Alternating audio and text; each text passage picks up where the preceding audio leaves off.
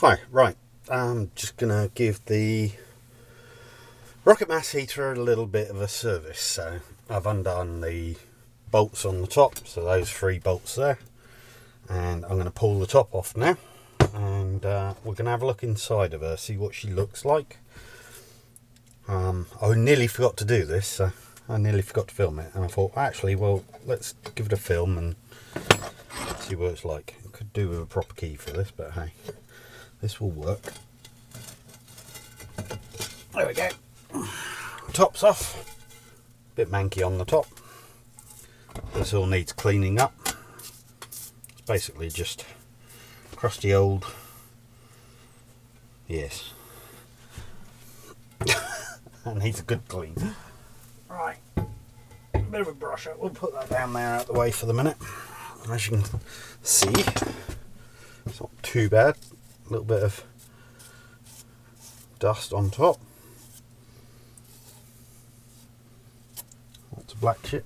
And looks like that's pretty deep inside. Let's use a long one.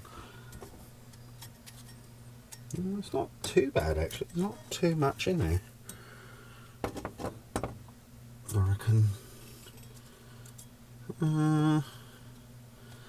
This was used the whole of the winter last year. So 6 months of last year, and I've used it for about a month so far this year. It's not too cold today, it's not particularly warm. On and off for a month this year, so probably, I don't know, about 10 burns this year, and that's 24-hour burns. Oh, the end of this year, so far in the last month.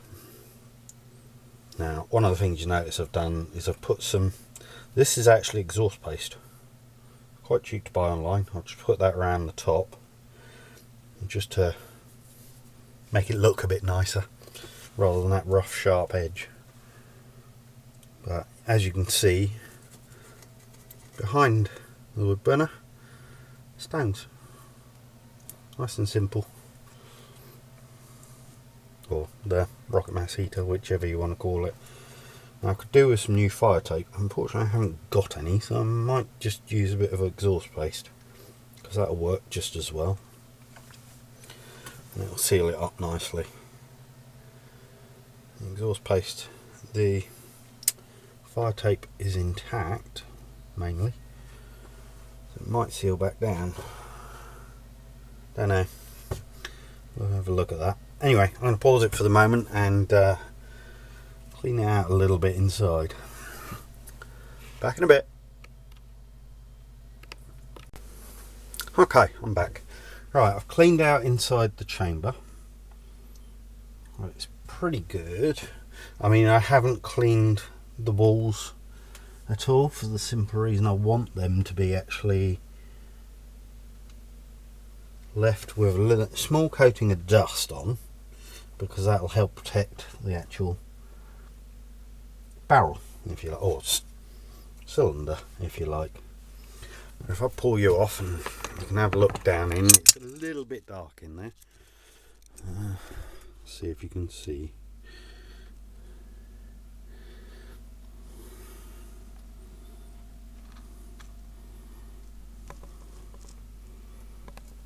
So as you can see, maybe.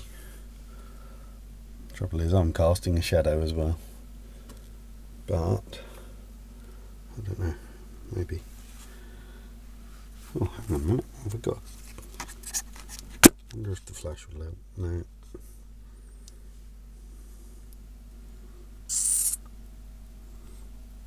Hang on a minute. I'm going to pause you a second and get a torch. Keep the lens cap out. Right, there we go. That's better. So now you can actually have a look inside.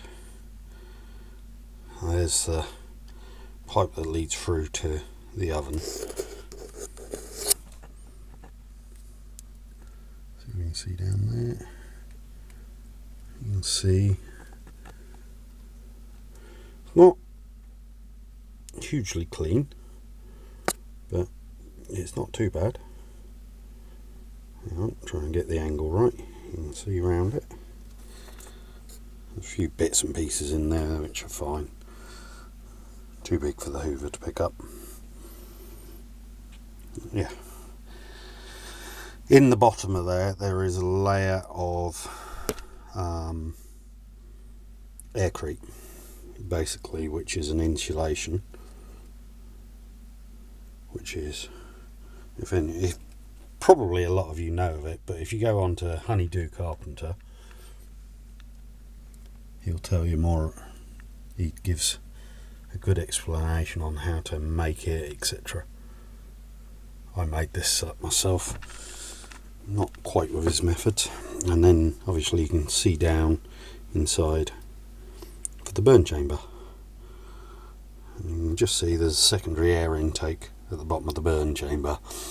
Personally, I think that's in the wrong place, but I did it based on a lot of the designs that are actually talked about on YouTube. And I think in actual fact, rather than being at the base of the heat riser, or whatever you want to call it, the internal chimney, I think it needs to go immediately after that, and that would actually increase the heat output dramatically. But there you go, there's the inside of my rocket mass heater, and it works great. Anyway, pausing. Right, so what I'm going to do next is I'm just going to put some exhaust assembly paste around the inside edge of this. This is where the barrel sits. As you can see, there's quite a clear mark.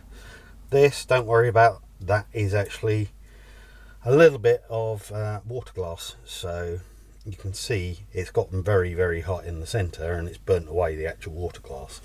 In order to do that, yeah, we're talking about 800 degrees or more of heat to burn away the water glass. Where it started to go back down, so this is the main blast area, right around the centre of there. In fact, in places, no, there's a little bit in place still around some of the cooler spots by the looks of it. It looks like as it started to go back down, you've got almost a ring where it's starting to curve back round and go back down. Of the cooler stuff, but I didn't cover the whole thing, I only covered the centre. Although there's quite a bit around the periphery as well. In fact, there's some even, yeah, there's a little bit there, a little bit there, some there. So it's done pretty well, I'd say. Right, all I'm going to do with this, get rid of the tiny bit of fiberglass that's on the edge there.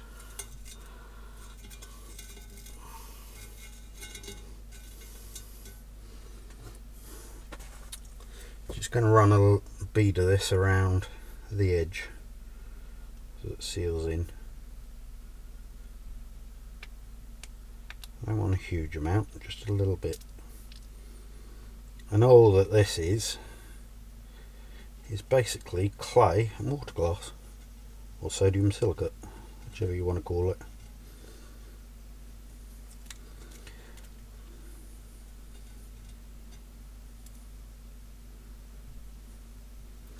And this will seal this up really, really well.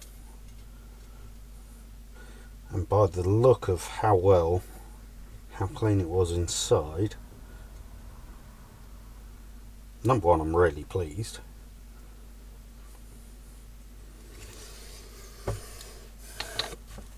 But more's the point, it means I don't have to worry about how it's running. It seems to be running exceptionally well. So I'm just squeezing this in and trying to get it in the right position. Come on.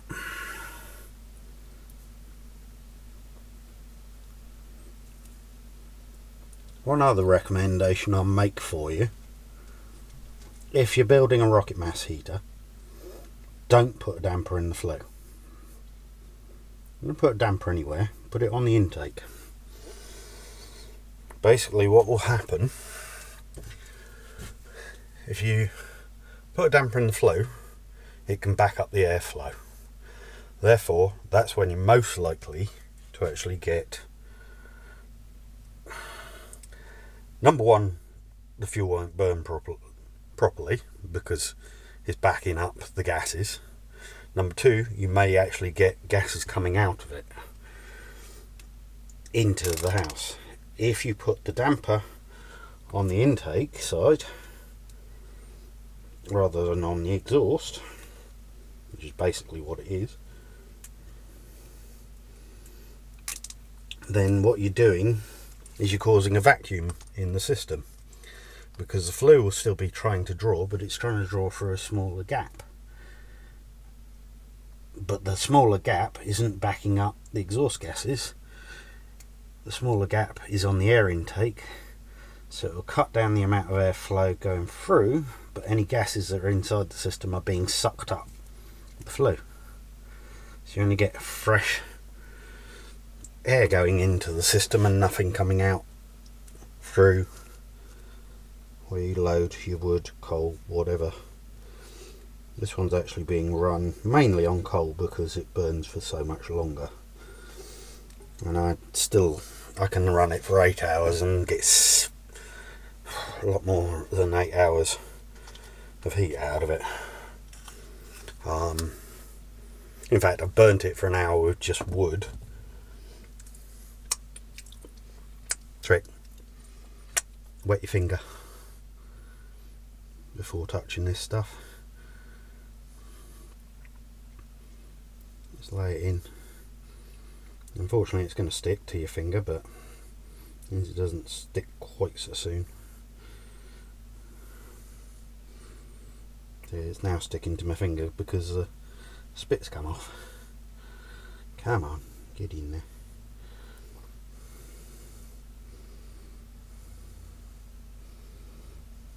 All I'm doing is spreading out the exhaust paste a little bit so that it definitely covers the joint. But yeah, it basically means you're not going to have to worry about things like carbon monoxide coming out the front of it.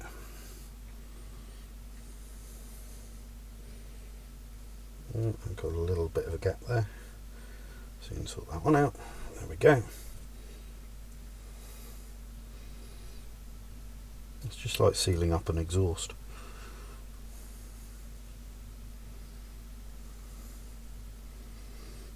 Just trying to get an even coverage. I've got to get this off my finger. Toilet roll.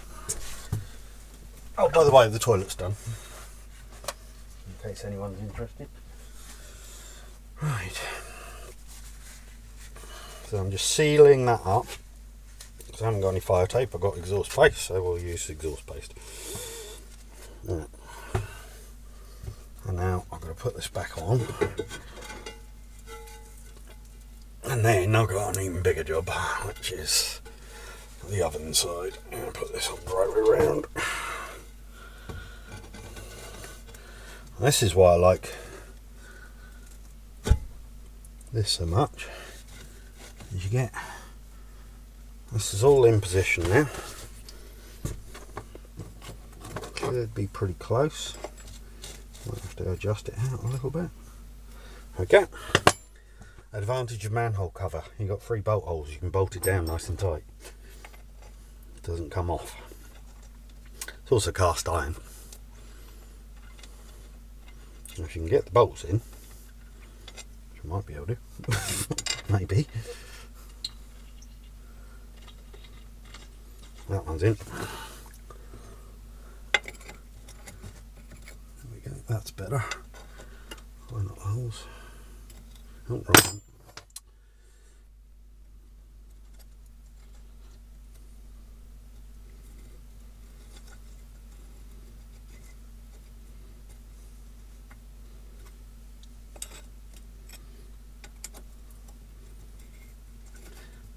You can bolt this down nice and tight and it will not leak.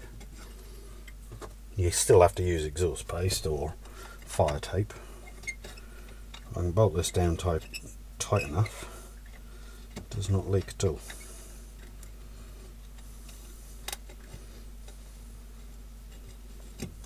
Come on, go in the hole.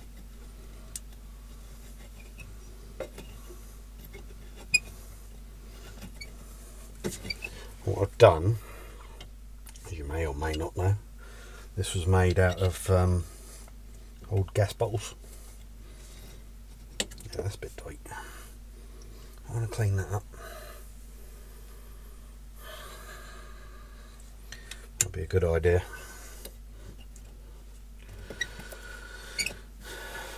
I'm going to go and get some. See, I don't know. Yeah, I'm going to pause it for a minute and go and get some copper grease. Right, I'm back. Right, so let's take these screws out. I've got the copper grease, or as it says on the tin, anti-seize compound. It's copper grease. Very old copper grease, but it's copper grease. Right, let's take these back out, because they are really corroded. And whack a tiny scraping of copper grease on it, because I don't want to put too much on. Mainly because obviously this is going to get extremely bloody hot. And the grease will burn off, so I don't want a lot on there. But it should leave the copper in place. It will act as a lubricant anyway. So they call it anti-seize compound. Right. Yeah, it's not quite straight. That's better. And sometimes it's literally a case of just a tiny little wiggle. I actually made this huge great arms about 2 foot long going down the side, which are welded to the cylinders, and then I drilled down into them and tapped threads, and that's where the bolts go. So, don't know, we'll see.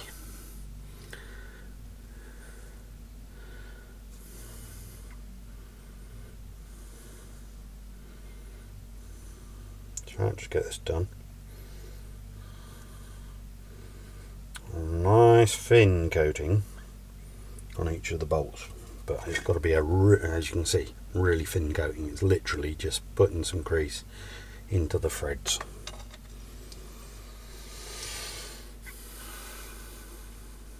So that's how much copper grease I'm putting on my finger, and that'll do probably be enough to put around. Yeah, that should be enough just to put around. The advantage is my finger also gets a little bit of a clean off at the same time by it being on the threads. The thread's scraping it off. Right. Cleaning my finger off again. Lovely stuff. Not.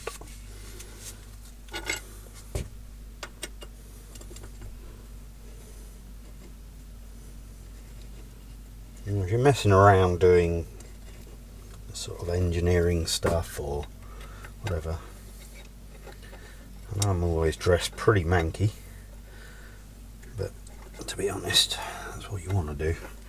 Last thing you want is wearing decent clothes and wreck them. Come on, where are you? There it is. That's more like it.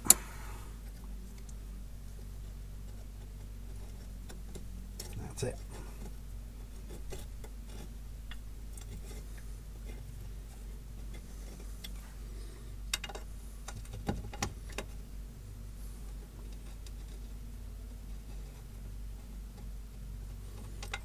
That one doesn't want to go.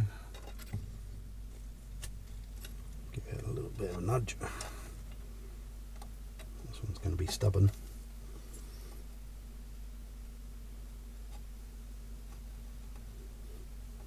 Come on.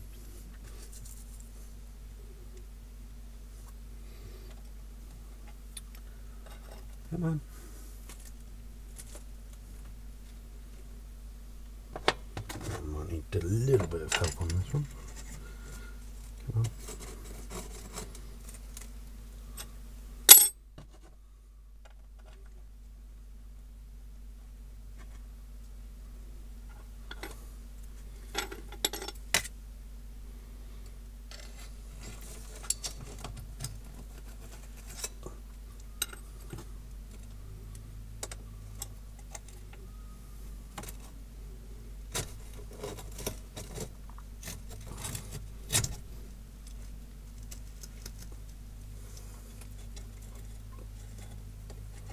Yep, got it.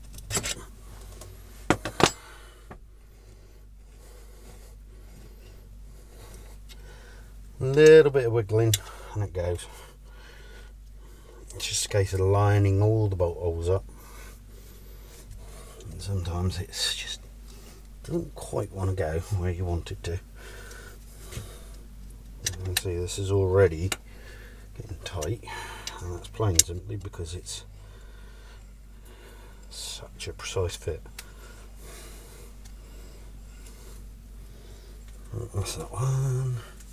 Just wind that one in a bit more. Not like that. Could do with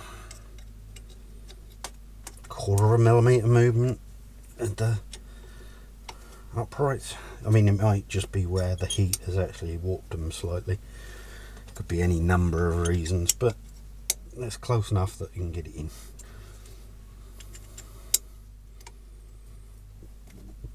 And considering how hot this thing gets, I think it's amazing.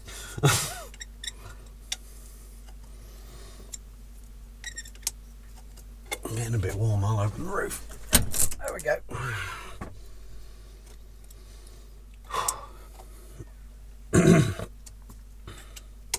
I'll be cold in a minute. Who knows? The copper grease out the way. You don't need that anymore.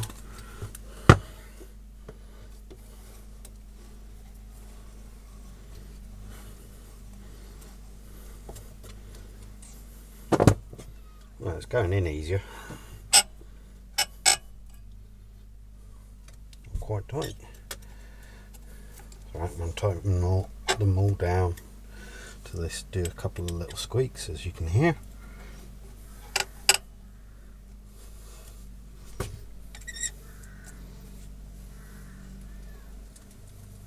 Oh, that one's not going to squeak. It's just making cracking noises.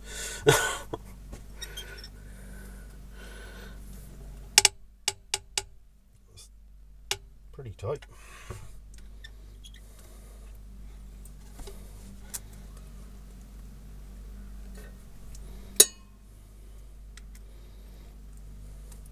So each one, it will tighten until it doesn't want to tighten anymore, because these are M8 bolts, by the way.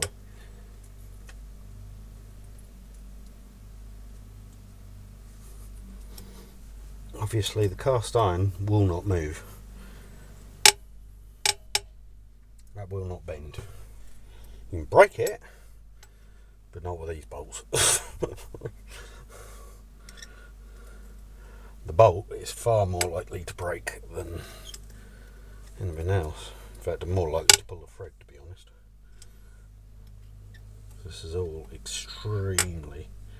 Yeah, that's nice and tight. It's extremely strong. I over-engineered it, sorry.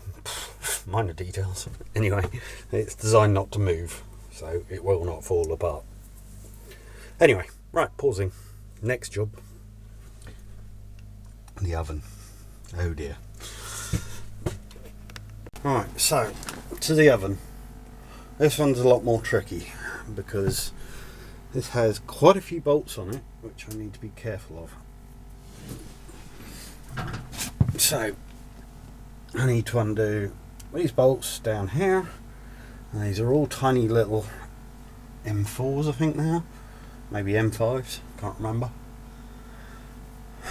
But last time I did this, I managed to snap one of these, and I don't want to snap it again, because that was a pain in the ass, because I had to re-drill it, which meant taking the oven out, and I can't take the oven out now.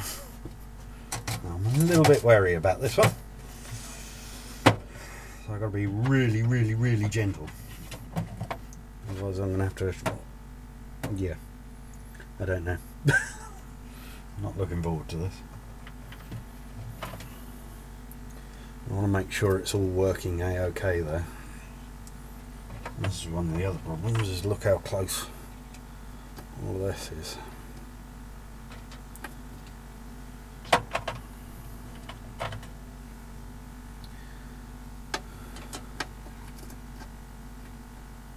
I mean, that socket's on the heat shield.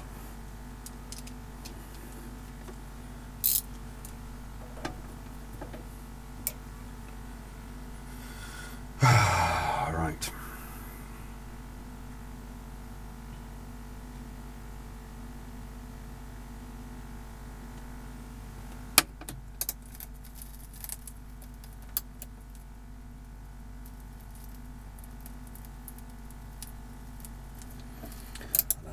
That's going to want to come undone.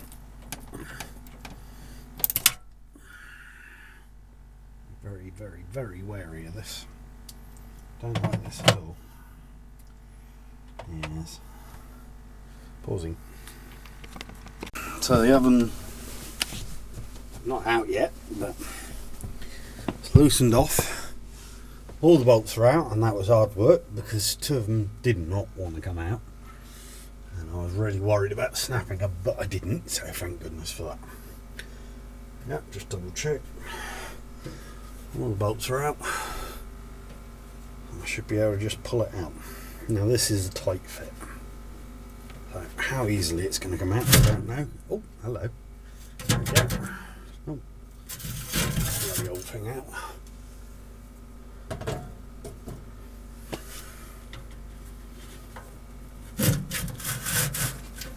Let's see how she's fed.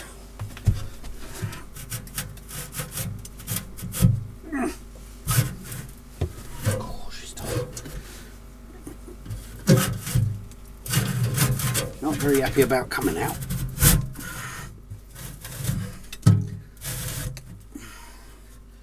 A bit's dropping out. Oh, there's a lot of. Right. I might not want to take this out too far. Fuck it. It's coming out. Probably should have put my shoes back on. Anyway, never mind. There's lots of dust up here. Right, let's get the vacuum. Hoover some of this off so it doesn't go everywhere.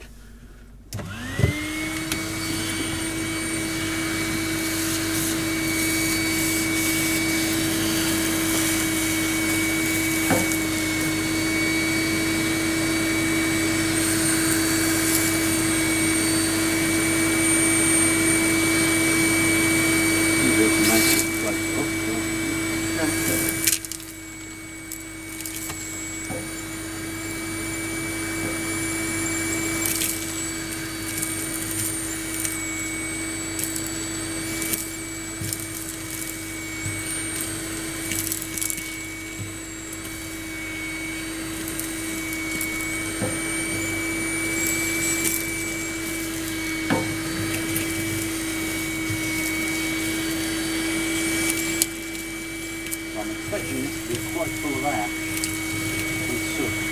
The interesting part though, all this ash and soot is definitely not in the burn chamber.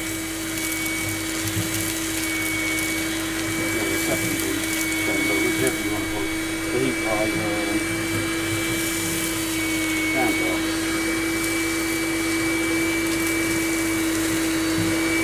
A lot more ash in here.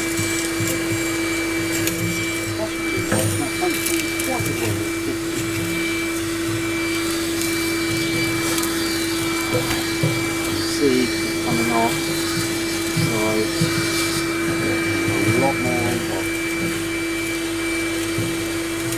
Right, stop that. Right, in case you didn't hear what I was saying there, and you probably didn't, there's a hell of a lot of ash on top. In actual fact, what I'm seeing on top is only what is coming out. The rest is being pushed back into the oven by the top of the framework. So there's a hell of a lot of ash on here.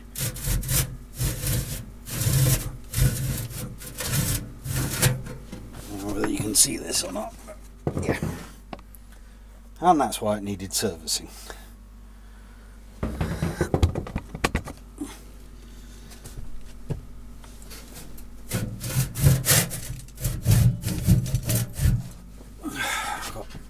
Ash going everywhere.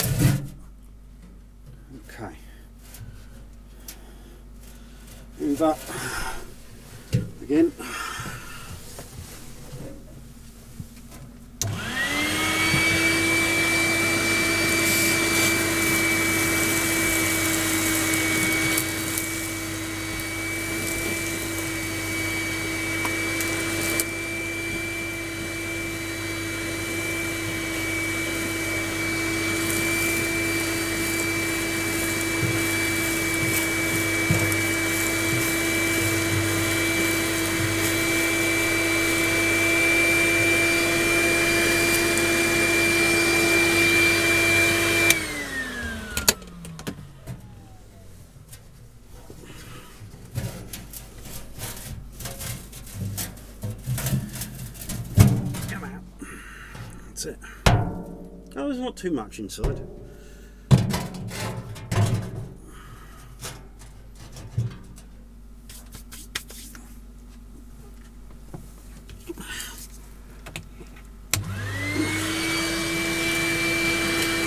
Obviously, one of the great parts about all this hat, I'll tell you afterwards.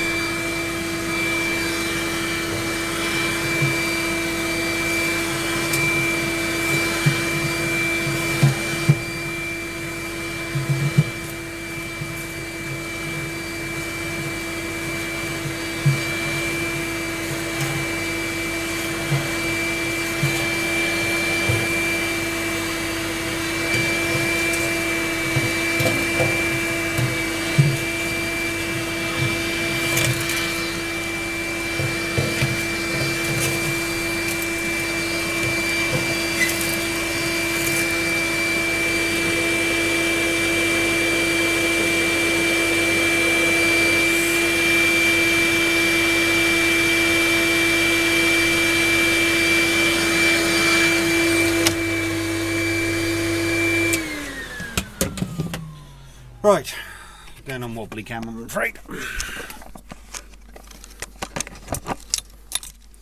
Right, so I know it's messing here, I'm sorry. Right, I'll get told off by my mate on that one as well. So as you can see, maybe this is inside. That's the feed. Hang on, let me pause it a second. Right, so as I was saying, this is inside the actual oven. And I've got quite a bit of ash there. That bottom hole, you might be able to see it quite clearly, I hope. That's the flue pipe that goes out through the roof.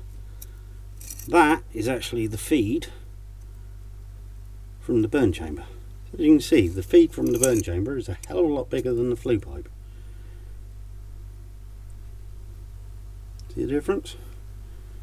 That's a massive difference. The difference is that's a 5-inch pipe and that bottom one is a 3.5-inch pipe. So I'm going to clean all this out, get rid of all the crap in the bottom, and hopefully it'll all run a bit better. Anyway, there you go. So I've just lit the fire. Hopefully it'll get going shortly. I've opened the ash pan to let air flow through. We've got a stack of bits of wood and some coal in the bottom, and hopefully if this fire takes, which it might not by the looks of it,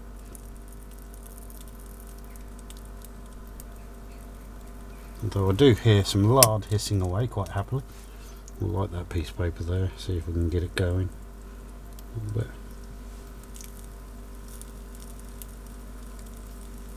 Oh yeah, there's some flames coming up underneath, I can just see it up in there. So we'll close the door, let the fire get going, see how long it takes. Not sure what time it is now, but we'll soon check. But the oven's all back together and hopefully it'll all be nicely sealed up and be working fine. Don't see any leaks. Anyway, speak to you in a bit. Right, so the flue's not quite up to temperature yet, I wouldn't have thought, but let's have a quick look inside because I can hear it. Oh yeah, that's a light. You see that? Yep. So the way this, oh yeah. Hang on, let's show you this bit. A second. I'll put my thing on top and it's just woken up. So it's definitely hot. You see, top's back on, no smoke coming out. Oven's back on. Everything seems to be working. At the moment, the flue pipe is still cold. By the way, this piece at the back, that's going to be a heat exchanger. I haven't finished making it yet, but that will attach onto the water system and be part of the shower system. So in the winter, the rocket mass heater will actually passively, not directly, but just from the heat rising, will actually heat the heat exchanger and it'll have a recirculation system so as it will heat, cool, and keep on heating and cooling and heating and cooling. Anyway, there you go, so there's that bit. But yeah, very pleased. Seems to have taken off like a rocket, pardon the pun. This one doesn't make a huge amount of crackling noise, but you can hear it just about, maybe. But yeah, she's up and running. Anyway, speak to you shortly. So the funny part is it's about 2 minutes later. As you can probably see, not a huge amount of change in the wood, so it hasn't burned that much down. And the position of the camera hadn't changed, so you know that. Alright, let's take you off. Right, flue pipe. Yep, that's hot already. It's about 2 minutes later. Fan's going crazy. Let's take you outside and have a quick look out there. Like I said, it's a bit of a mess in here, but yeah. Anyway, so moving further away. At the moment, there is a bit of smoke, but bear in mind that's not been running 5 minutes yet, or maybe 5 minutes at the most. So I would say a bit of white smoke, which is mainly steam. You can smell it. I don't know whether you can see it, how well you can see that, but yeah, a little bit of white smoke. So just to show you, this is about an hour later. We've got hot coals in there. These will continue glowing like this for another 6-7 hours. Anyway, so it's getting a bit hot in here there, and it's hot enough that I've boiled a kettle full of water, and I've just put a huge Dutch oven full of water on top, ready to do the washing up, and there's my kettle. So could say it might work. Cheers, bye. So anyway, I hope you liked the video. I know it wasn't particularly exciting, but you got to see inside the rocket mass heater, how I've done it, and hopefully got a few ideas for yourself. But fan's going nuts, as you can see, and I hope you liked it. If you did, like, subscribe, and we'll see you next time. Cheers, bye.